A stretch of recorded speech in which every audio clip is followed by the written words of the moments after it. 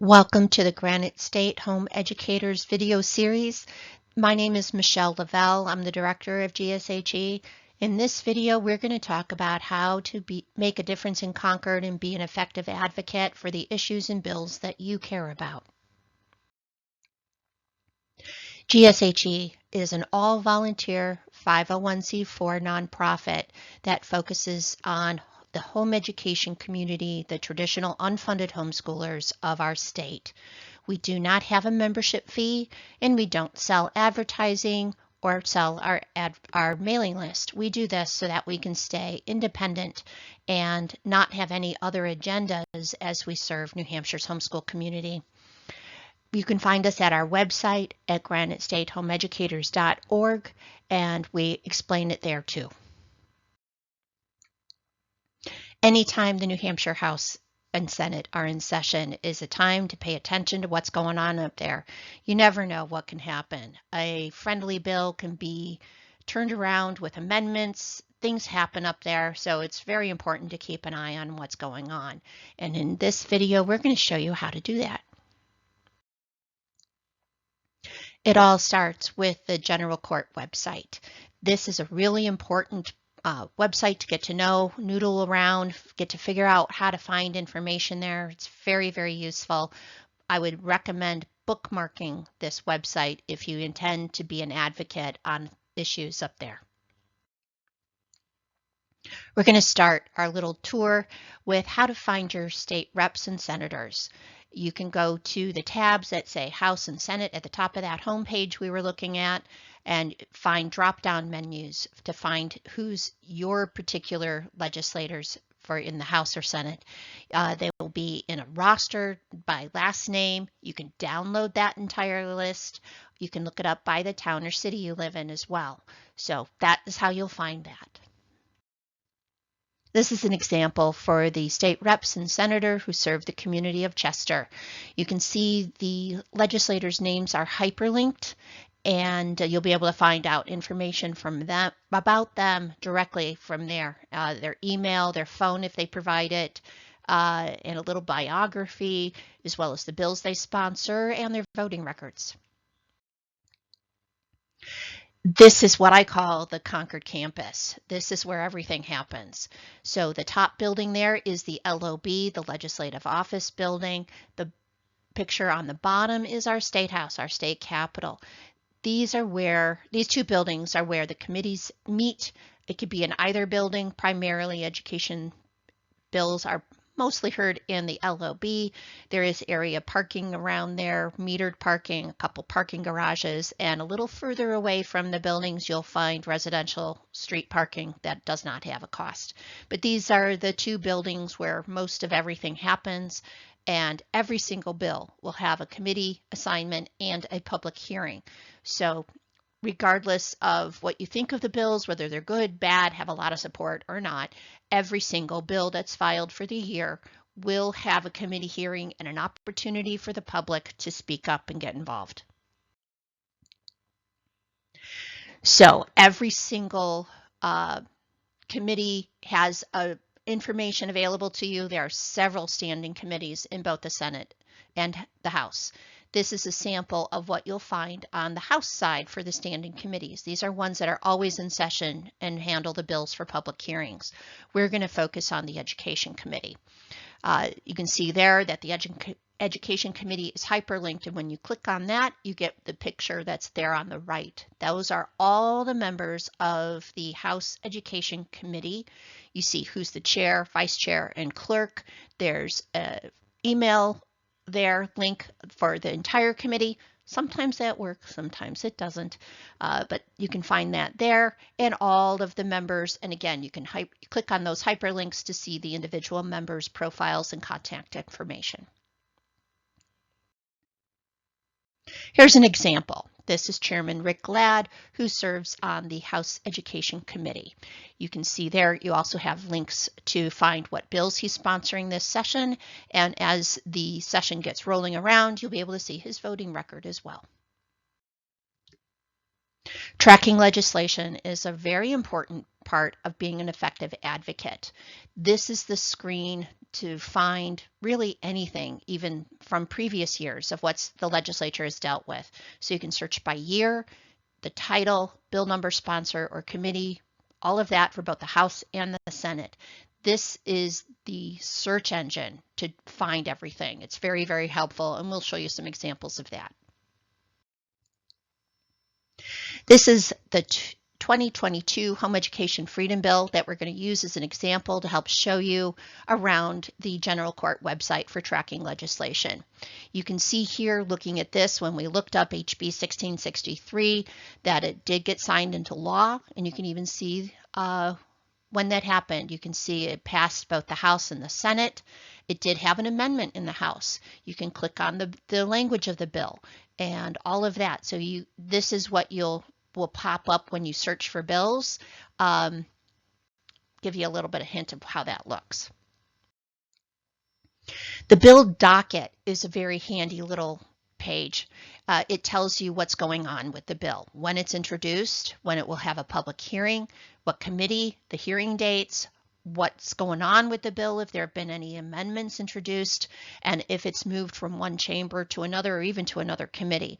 And ultimately, it will show whatever happened to it, whether it was killed in the committee or in a vote or whatever's going on. But the bill docket kind of is a good one-page summary for every single bill of what's going on. So here's the docket for the bill that we're using as our example, the Homeschool Freedom Bill from 2022. You can see there the hyperlinks for the bill language as it was introduced in January of 22 and referred to the Education Committee, the dates of the public hearing and executive sessions, when and where. They did introduce an amendment, and you can see there the hyperlink to that amendment and where it appeared in the House Journal, and you could hyperlink to that. The journal is the record of what happened, what the decisions were. You can see it's also on the calendars, what date it went to the Senate, the dates of those hearings, how the committee voted on that, both the overall vote and all of that. You can see that it was voted ought to pass, and the Senate journal numbers that appeared in. So this gives you a really detailed synopsis of what happened with every bill as it goes through that whole legislative process. The bill status is another way of looking at the bill. It's a little bit easier to navigate in many ways because the docket can be, or the docket can be pretty intense, but this kind of breaks it out a little bit, but doesn't have as much information. But you can see there what committee it's in, the sponsors, and at least the last or next upcoming hearing dates. So this is still useful. So the texts of the bill is something where you find out what is it really trying to do? What is the language of that bill? You can look at it first as it's introduced, if there are any amendments that have been accepted by the committee, and the final version. Now, what you'll find very interesting as you read through a bill, there will be portions that are struck out if they're removing sections of existing law, and then there are parts that they add to it, or if they're rewriting whole new sections. But it's super important to kind of go back and find the existing law so that you can put it into context. The bills do not replicate the entire part of the RSA language. So sometimes you have to go back to look at it as it exists now to understand what the bill is attempting to do and understand those subtleties. Here's our example, back again to the Home Education Freedom Bill of 2022. You can see there were sections that were struck out, parts that were added, and you can see how you really need to look at each different section. And this bill touched on several portions of state law through the course of the whole bill. So you would look at each part and kind of compare or contrast what is the law saying now and what is the bill trying to do. So you need to kind of go back and forth between the bill and the existing statute to really understand what's happening with a bill. Here's a different example to kind of give you something else to compare it to. This was a background check bill that was introduced in 2022, 1664, and you can see there the House sent it to interim study, which means that they had some subcommittee discussions about it to investigate it further, discuss further. So it was not killed, wasn't ITL'd, but it was sent to a study committee. And so this committee had a smaller subset of the House Education Committee meet and discuss it later on, and discuss it among themselves at another date. And so that's when we need to follow what's going on to find out really where else is this bill headed, what's the intention. You can see here they had a public hearing in February of 2022, and it was referred to the interim study, and then they had an executive session in October, but their subcommittee met before that, and that was really very influential, and that helped determine how the full committee then voted when they met there on October 24th, and then it did not get recommended for future legislation. You can see the committee vote on that too. So dockets tell you a lot. Here's the bill status for this HB 1664. It's not as detailed as the docket because it never went to the Senate. You can see that's all blank because it died in the House. But you can see there a little bit of what's going on. It's a snapshot, not as detailed, but it gives you a little bit of a glimpse. So the House and Senate calendars are also an integral part of understanding what's happening up in Concord. The calendar is what tells you what's going to happen when and where. They are typically published on the Thursday evenings for the next week's hearings and sessions. They only have to publish that 48 hours in advance per our right to know law, which is RSA 91A. So you need to keep an eye on the calendar. It's the only way to follow up with what's going on. There aren't a lot of shortcuts here, folks. You got to be diligent. And if you're like me, you're kind of a groupie checking that out on Thursday nights to see what's going on and when. So that's where you'll find out what's happening with the public hearings, any subcommittees that get scheduled, committee votes, and they can vote anytime after a public hearing. Anytime that public hearing is finished, the committee can vote. So heads up on that. And then when it heads to the entire House or Senate for a vote. Now they allow subscribing to the House and Senate calendars and journals. So that's a new thing. The calendar will also show the majority and minority opinions on the committees and how the committee voted on the bills. Here's back to our example. You can see there, you can subscribe to the calendars and journals. I personally just go to the website to look them up on Thursday nights, but you can also have them directly sent to your email. So here's what the HB 1663 Home Education Freedom Bill looked like in the Senate calendar. It happened to be on calendar number 18 in the Senate. This is a page from that calendar, not the whole thing, just the page that affects the bill we were following. And you could see the blurb for 1663 that has the bill name, the title, how the committee voted, ought to pass, and what the vote distribution was. It was 5-0. And somebody from that committee has to write up the opinion of the committee vote. Because it was unanimous, they all agreed to this language, and Senator Prentice wrote it.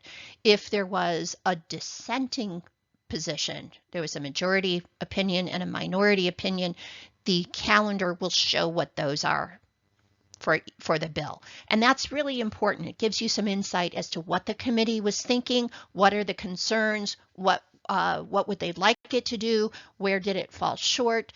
So it's very insightful. So how can you be effective at the public hearings? The public hearing is the most effective time to speak to the legislature about the issues and why you care and what you think they should be doing about the bill.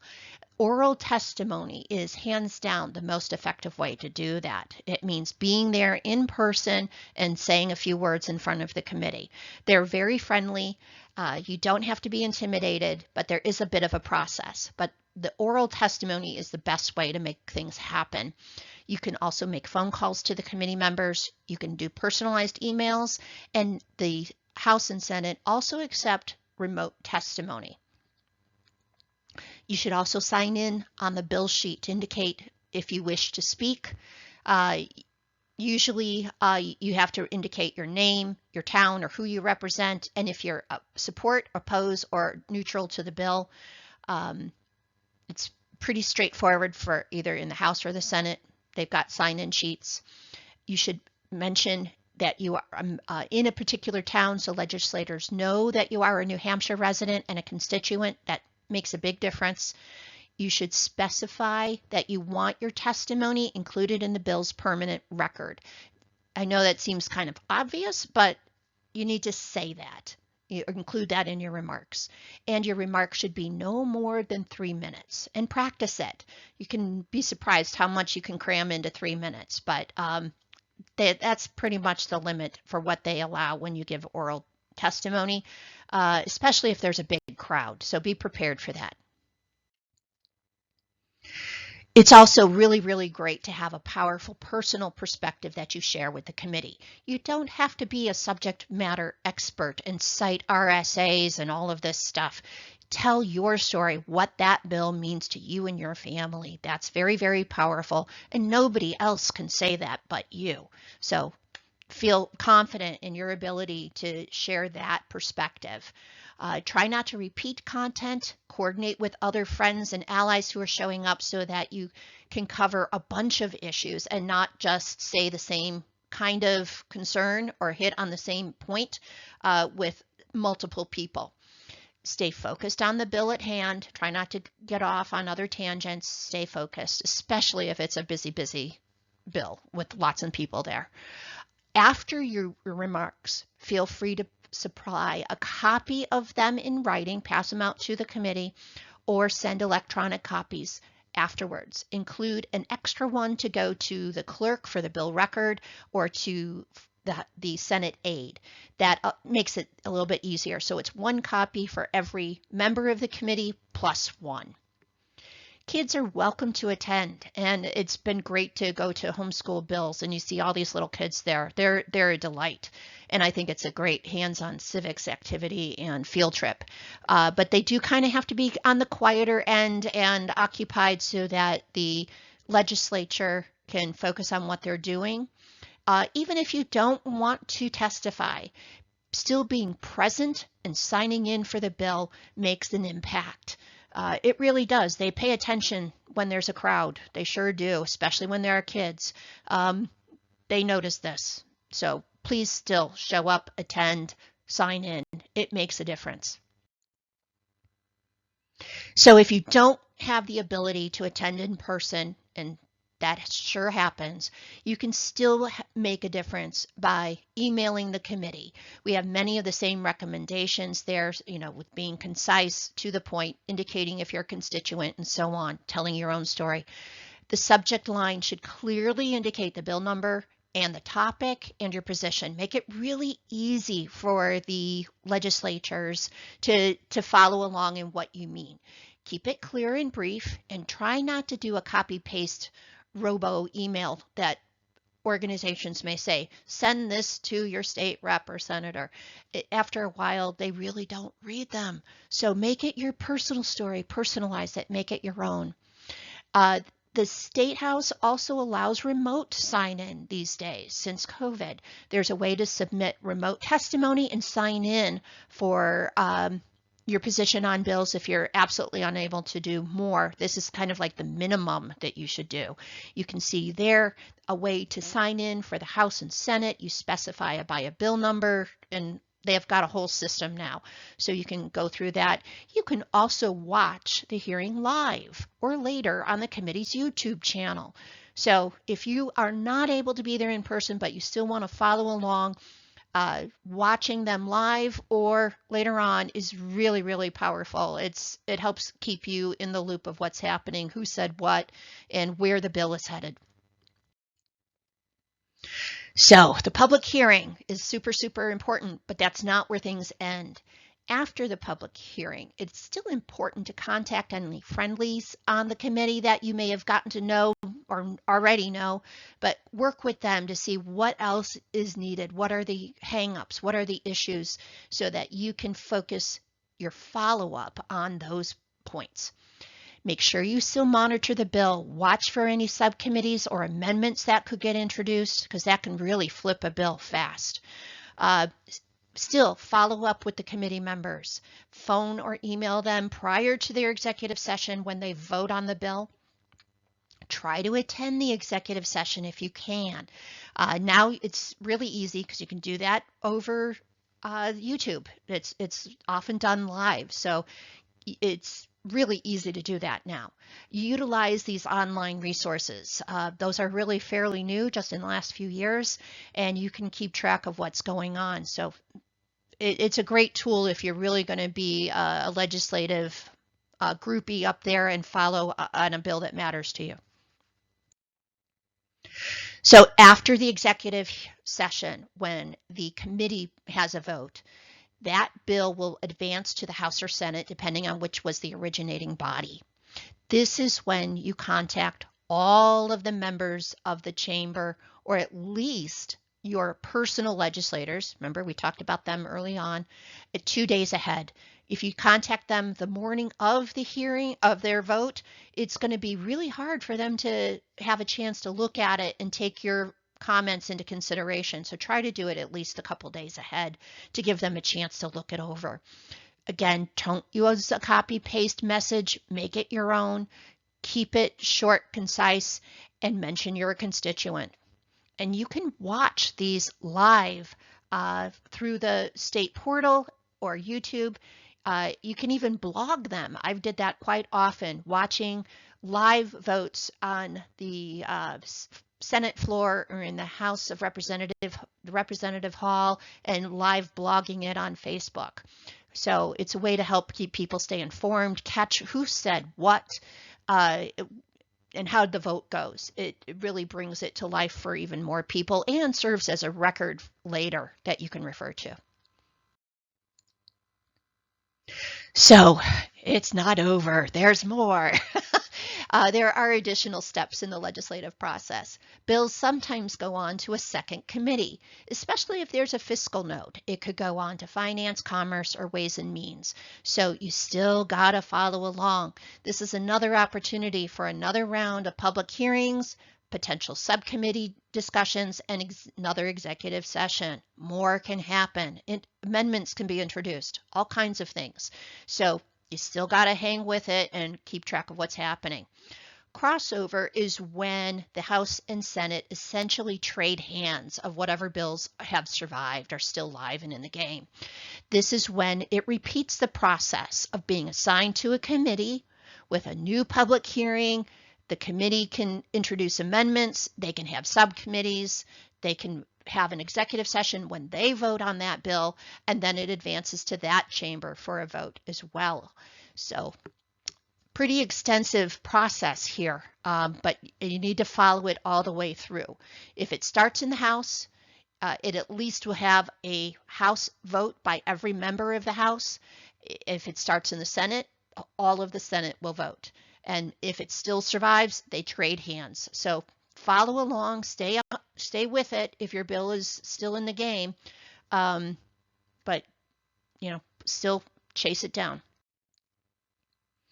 So there's still more. So if the House and the Senate pass the same version of the bill, then it will eventually find its way to the Speaker of the House and the Senate President for review. If they pass different versions, and this does happen, they must go back to the originating body to accept the most recent version, or they hold what's called a committee of conference, and that's when they compare and discuss and try to reconcile the differences and come up with something that everybody can live with. They can even introduce new amendments. So, it can be quite a process. So stay with it. This is what can happen even if something passes the House and Senate. So stay tuned, be vigilant. Now, if it passes both chambers, both the House and the Senate, as I said, it goes on to the Speaker and the Senate President for approval of the language before it goes on to the governor. The governor can sign it into law. He can have it go into law without a signature, or he can veto it. And the legislature can still overturn a veto with a 2/3 vote. There's a special day, usually in the fall, when the House and Senate get together to deal with any override bills that they have on their table. It usually September-ish after Labor Day, but it's the veto override day. So let's go back to our home education bill to take a look and see what happened. Now that we've talked about all of these steps, you can see where it was introduced in the House Education Committee, it had its vote, it had an amendment, and it appeared on the House calendar committee report. You could click on that to find it. Then it traded hands, went to the Senate, where it then had a hearing date, new public hearing on a new date in April. The committee had a report where they voted ought to pass in May, and then you could refer to the Senate calendar to find that. We took a closer look at that one earlier in our discussion here. It was ought to pass. It had a floor vote on a voice vote, and it all passed. And since that was the version the Senate accepted, it did not have to go to a committee of conference back to the House because it was the same version. It eventually went to the Speaker and the Senate President, and then on to the governor, who signed it into law on June 2nd, 2022. So now the docket might make a little bit more sense since we went through what that whole legislative process can look like. These are common abbreviations that you'll find when you look through the state website. HB is House Bill, Senate Bill is Senate Bill, and there are all these little abbreviations. OTP is ought to pass. That's a recommendation by the committee. That means they support the bill. ITL, inexpedient to legislate, means that they want to kill the bill or they're voting against it. So those are common abbreviations that you will see in the calendars and journals. We're going to do a quick little look at the latest election results here in the state. Now, this is super interesting. In the New Hampshire House of Representatives, it is almost a perfectly divided House. We have one vacancy at the moment at the time of this recording, so there will be a special election held for that seat. So really, really tight margins here. So when the House has a full vote, attendance is going to really make a difference for how a vote might go. So never count your chickens before they hatch. Anything can happen on the House floor, including they can introduce amendments on the floor. So, you know, you got to watch it like a hawk. Really keep your eye on it. The Senate has a current 14 Republicans to 10 Democrats, 24 seats. So we'll see if things are very partisan this year. Should be interesting. The Executive Council ended up this way with the election results. The Executive Council does a lot with the governor to look at budgets and contracts with various state agencies. So sometimes watching the Executive Council is part of being an effective advocate. And Governor Chris Sununu was sworn in recently. This is his contact information. So a couple extra tips on how to be an effective advocate. Give you the honest truth here, folks. Not all legislators trust families to make decisions for their kids' education. It's a fact. They really don't. So don't take it as a given that they're going to trust families and think parents know best and work for the best interests of their children. So be aware of that. The what's in it for me is sometimes a very powerful influence on why a legislator may think and vote or support bills the way they do. So be mindful of that. They have their own interest in what's going on. Legislators also need help. There's a lot that they have to handle. There's I think at least 800 bills for the 2023 legislative session. They can't do it all. They can't be subject matter experts on everything. They need your help if this is an issue or bill of concern to you. Make it easy for them. Help them. Help them reach out to others, people in their committee. Help them with giving persuasive arguments and research and data. Help bring people to the public hearing. That is super important. Help them do their job better and easier. It makes a big difference. This is a big part of being an advocate. Be aware that there are also a lot of lobbying organizations. A lot of them are through associations that are funded with state money. So here we are as parents and little tiny micro-sized nonprofits going up against heavy hitters. So be aware that there are big lobbyists that you may face in those hearings, and you need to have persuasive personal stories and numbers if you want to really be effective up there. And I really can't urge you enough to get involved if it's for your children on issues that are near and dear to your family. Nobody can represent your family or your children the way you can. Nobody else can replace that. So step up, get involved, do what you can on these issues that matter to you and your family. Another tip is to build a coalition.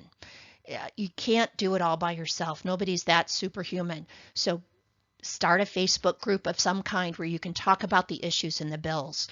Distribute the research responsibilities among other people who care about this bill.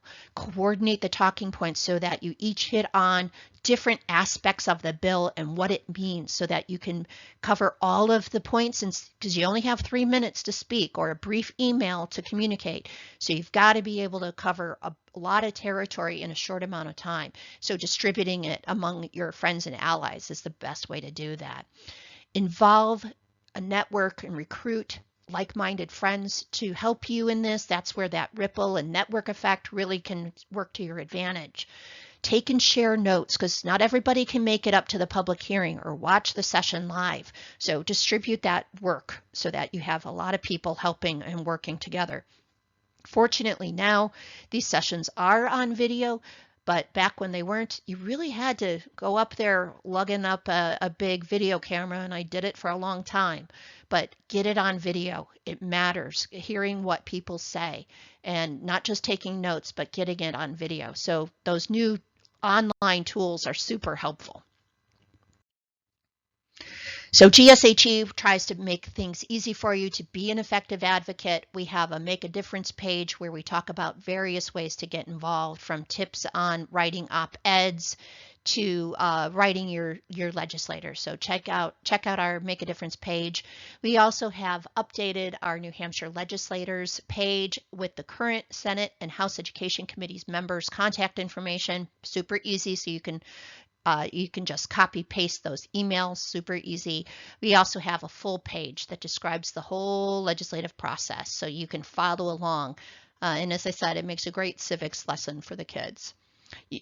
I recommend signing up for our e-newsletters and our periodic special alerts that we will do from time to time on special events or issues. You can always contact us at our email too, which is info@granitestatehomeeducators.org.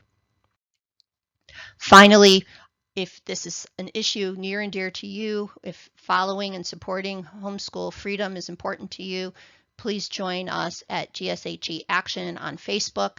This is a group that is solely focused on the news, information, and regulation and legislative issues that impact our community, the 193A home education community. It is open to families and supporters of traditional homeschooling. We don't have legislators or special interest organizations in this group, so that we can discuss among ourselves, our own community, these issues that are of concern. And again, GSHE is an all-volunteer 501c4 nonprofit focused exclusively on the traditional unfunded homeschool community of our state. You can find us at this address on Facebook if you'd like to join us at GSHE Action. Thank you for watching our video. I hope this helps you understand how to get involved, how to be effective for the issues and bills that matter to you. Thank you for watching.